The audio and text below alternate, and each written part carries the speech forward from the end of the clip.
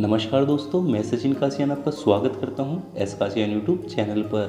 तो दोस्तों, आज की वीडियो में हम चर्चा करेंगे एसएससी चंडीगढ़ 2019 ने जो टीजीटी पद के लिए वैकेंसीज निकाली है, ठीक है, जो भी भर्तियाँ निकाली हैं, उस भर्ती को लेकर आपके मन में जितने भी डाउट्स हैं ना, आप इस वीडियो को पूरा देख लीजिए। आपके मन में जितने भी डाउट्स हैं मैं पूरी कोशिश करूँगा कि सारे के सारे क्लियर हो जाएँ। और दोस्तों, एक और मैं आपको बात बताना चाहूँगा कि अगर आप स्किप कर करके देखोगे वीडियो तो दोस्तों आपके कुछ जो मन में डाउट चल रहे हैं वो स्किप हो जाएंगे, ठीक है। तो फिर आप बाद में क्या करते हो, नीचे कमेंट करते हो, ठीक है। कमेंट आप वही वाली चीज़ करते हो जो मैं इस वीडियो में बता चुका हूँ, ठीक है। लेकिन अगर आप इस वीडियो को स्किप नहीं करेंगे, ठीक है, शुरू से लेकर आखिरी तक देखो, तो पूरी कोशिश रहेगी मेरी आपके मन में जितने भी डाउट है सारे क्लियर हो जाएंगे।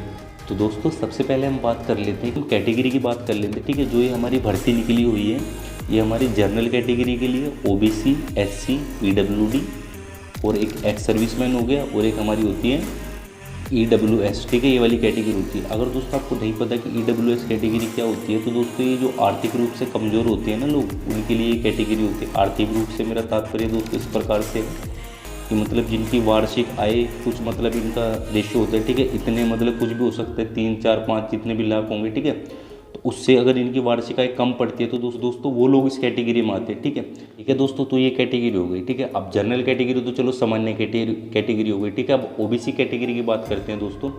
तो दोस्तों, जो ये भर्ती निकली है इसमें वही ओबीसी कैटेगरी के कैंडिडेट या फिर वही ओबीसी कैटेगरी में काउंट किए जाएंगे जिनका जो ओबीसी का सर्टिफिकेट है वो चंडीगढ़ से बना हुआ है, ठीक है। चंडीगढ़ के अलावा यदि किसी का ओबीसी का सर्टिफिकेट यदि किसी अदर स्टेट से बना हुआ है तो दोस्तों वो जो कैंडिडेट होंगे वो हमारे जनरल में काउंट होंगे, ठीक है, वो हमारे ओबीसी कैटेगरी में काउंट नहीं होंगे। लेकिन जिसका सर्टिफिकेट चंडीगढ़ से बना हुआ है ओबीसी का, वो हमारे ओबीसी कैटेगरी में काउंट होंगे। तो ठीक है दोस्तों, तो ओबीसी का इनका ये रूल है, ठीक। बाकी दोस्तों एससी का तो आपका संपूर्ण भारत से कहीं से भी बना हो, ठीक है, तो वो आपका मान्य होगा इसमें। लेकिन एसडीएम ऑफिसर से बना होना चाहिए, ठीक है, तो आपको वो मान्य होगा। ईडब्ल्यूएस का दोस्तों मैंने आपको बता ही दिया। बाकी जो पीडब्ल्यूडी और एक्स सर्विसमैन होते हैं, ठीक है, इसके जो सामान्य नियम होते हैं वही चलेंगे, ठीक है दोस्तों। तो अब दोस्तों कैटेगरी को लेकर आपके मन में जितने डाउट होंगे शायद वो क्लियर हो गए होंगे, ठीक है। लेकिन अगर फिर भी कोई डाउट पड़ रहा है तो दोस्तों आप मुझे नीचे कमेंट कर सकते हैं। अब दोस्तों हम क्वालिफिकेशन की बात कर लेते हैं, मतलब कि एलिजिबिलिटी क्या क्या है, ठीक है, क्या क्या योग्यता मांगी गई है इसमें। तो दोस्तों आप इसे ध्यान से सुनना, ठीक है, आपके सारे डाउट क्लियर हो जाएंगे। तो देखिए दोस्तों, सबसे पहले तो क्या है दोस्तों, आपके पास ग्रेजुएशन होनी चाहिए, ठीक है। ग्रेजुएशन के साथ साथ दोस्तों आपके पास वो वाला सब्जेक्ट होना चाहिए जिस भी सब्जेक्ट के विषय के लिए आप टीचिंग पोस्ट के लिए आप अप्लाई कर रहे हैं, ठीक है। तो कम से कम आपका वो सब्जेक्ट, अगर आपका परमानेंट रूप से तो अच्छी बात है, लेकिन अगर आपका परमानेंट रूप से नहीं है तो दोस्तों वैकल्पिक रूप से तो होना ही चाहिए, ठीक है। अब दोस्तों आपको उदाहरण दे के मैं आपको समझाता हूँ। मानकर चलो यदि आप टीजीटी हिंदी के लिए अप्लाई कर रहे हैं, ठीक है, आपने टीजीटी हिंदी पद हेतु आपने अप्लाई करा है, ठीक है। उसमें क्या है दोस्तों, अगर आपने जैसे कि मान के चलो हिंदी ऑनर्स करिए तो दोस्तों कोई दिक्कत ही नहीं, ठीक है। उसमें तो आपके हिंदी ऑनर्स है तो मतलब ये तो सामान्य सी बात है, आपके पास हिंदी तो है ही, ठीक है।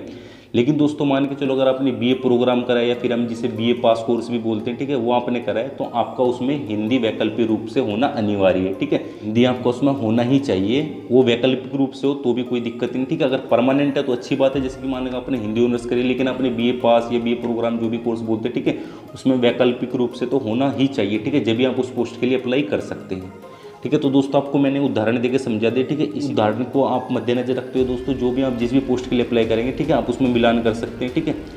ये दोस्तों आपका ग्रेजुएशन आपकी होनी चाहिए 50% नंबरों के साथ होनी चाहिए ग्रेजुएशन आपकी। और ग्रेजुएशन में आपका अगर परमानेंट सब्जेक्ट है तो अच्छी बात है, लेकिन अगर परमानेंट नहीं है तो दोस्तों आपका वैकल्पिक रूप से तो होना जरूरी है, ठीक है। वैकल्पिक रूप से तो होना अनिवार्य है ही।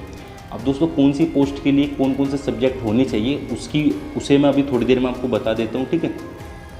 तो एक तो ये होगा दोस्तों, ठीक है, ग्रेजुएशन आपका जिस भी आप विषय से अप्लाई कर रहे हैं, ठीक है, वो आपका वैकल्पिक रूप से या परमानेंट रूप से होना चाहिए। और तीसरी चीज़ है दोस्तों आपके 50% नंबर होने चाहिए, ठीक है। तो ये हो गया। अब दूसरी चीज़ क्या है दोस्तों, इसमें आपकी बीएड होनी चाहिए, ठीक है। बीएड में वो तो आपको पता ही, जिस भी आपने सब्जेक्ट से बीएड करी, ठीक है, तो आप उसी विषय के लिए अप्लाई करोगे तो ठीक है, तो उसमें आपका होना जरूरी है, ठीक है, वो वाला आपका सब्जेक्ट होना ही चाहिए। अब दोस्तों इसमें क्या है, अब दोस्तों इसमें बीएड होनी चाहिए आपकी, ठीक है। बीएड में भी कम से कम आपके 50% नंबर होने चाहिए, ठीक है। ग्रेजुएशन में कम से कम 50% होनी चाहिए और जो आपकी बीएड है उसमें भी आपके 50% नंबर होने चाहिए,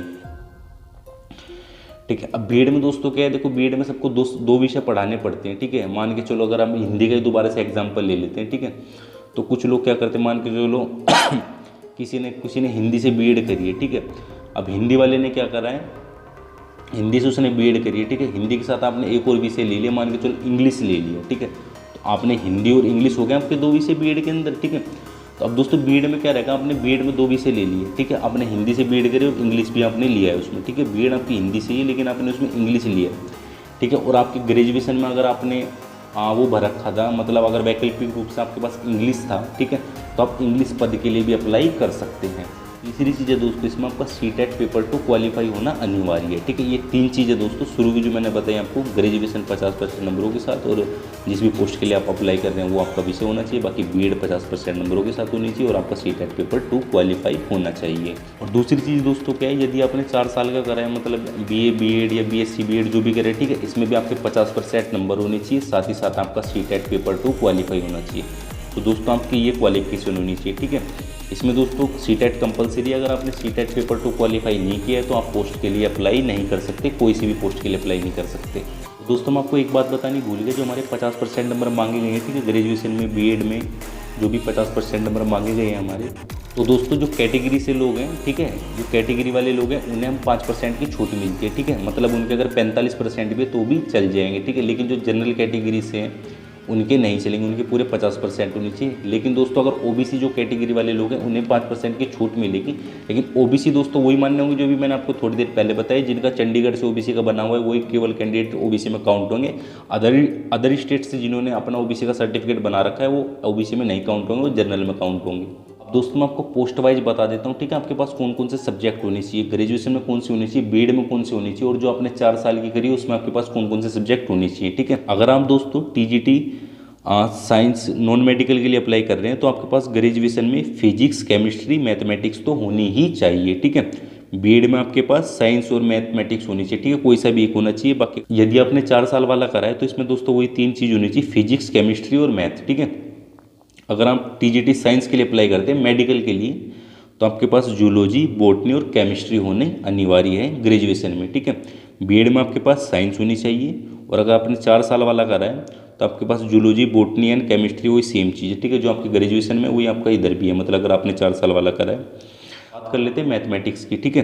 तो टीजीटी मैथमेटिक्स में क्या है दोस्तों, आपकी ग्रेजुएशन में तो मैथमेटिक्स होनी चाहिए, ठीक है, आपकी बीएड में भी मैथमेटिक्स होनी चाहिए, और अगर आपने 4 साल वाला करा है तो आपके पास उसमें भी मैथमेटिक्स होना अनिवार्य है। अब बात करते हैं दोस्तों टीजीटी सोशल साइंस, ठीक है। इसमें काफ़ी लोगों को कन्फ्यूजन रहते हैं कि हमें कौन कौन से सब्जेक्ट हमारे पास होने चाहिए, ग्रेजुएशन में कौन कौन से होने चाहिए, बीएड में कौन कौन से होने चाहिए, ठीक है। तो दोस्तों आपकी ग्रेजुएशन में कोई 2 सब्जेक्ट होने चाहिए, ठीक है। किन में से 2 होने चाहिए वो मैं आपको बता देता हूँ। आपके 2 सब्जेक्ट होने चाहिए इसमें से, history geography political science economics psychology sociology public administration, ठीक है। इसमें से आपके कोई से भी 2 सब्जेक्ट होना आपके पास अनिवार्य है आपकी ग्रेजुएशन में। और आपके पास बीएड में तो सोशल साइंस होनी ही चाहिए। अगर आपने 4 साल वाला करा है तो दोस्तों उसमें भी आपके पास सोशल साइंस होना अनिवार्य है। बाकी ग्रेजुएशन में मैंने आपको ये सारे सब्जेक्ट बता दिए, इसमें से आपके पास 2 होना अनिवार्य है। टीजीटी इंग्लिश की बात कर लेते हैं दोस्तों, टीजीटी हिंदी और टीजीटी पंजाबी का भी सेम ही है, ठीक है। तो इसमें आपके पास ग्रेजुएशन में तो आपके पास ये होनी चाहिए, मतलब अगर आपने ग्रेजुएशन में अगर ये ऑनर्स करिए, इनमें पंजाबी ऑनर्स करिए या फिर इंग्लिश ऑनर्स करिए, हिंदी ऑनर्स करिए, ठीक है, तो कोई दिक्कत नहीं। अगर आपने बीए पास कोर्स करा है या फिर बीए प्रोग्राम जिसे बोलते हैं, ठीक, कुछ जगह बीए पास कोर्स बोलते हैं, कुछ जगह बीए प्रोग्राम बोलते हैं, ठीक है। तो उसमें क्या है दोस्तों, उसमें आपके पास क्या वैकल्पिक रूप से तो होना अनिवार्य है, ठीक है। ये वाला सब्जेक्ट आपके पास वैकल्पिक रूप से होना चाहिए। अगर आप पंजाबी के लिए अप्लाई कर रहे हैं तो पंजाबी आपका वैकल्पिक होना चाहिए उसमें, और अगर हिंदी के लिए तो हिंदी, और इंग्लिश के लिए तो इंग्लिश। बाकी दोस्तों बीएड में सेम चीज़ है, अगर आपने इंग्लिश के लिए तो इंग्लिश होनी चाहिए आपके पास, हिंदी और पंजाबी जो भी आप जिस भी पोस्ट के लिए अप्लाई कर रहे हैं।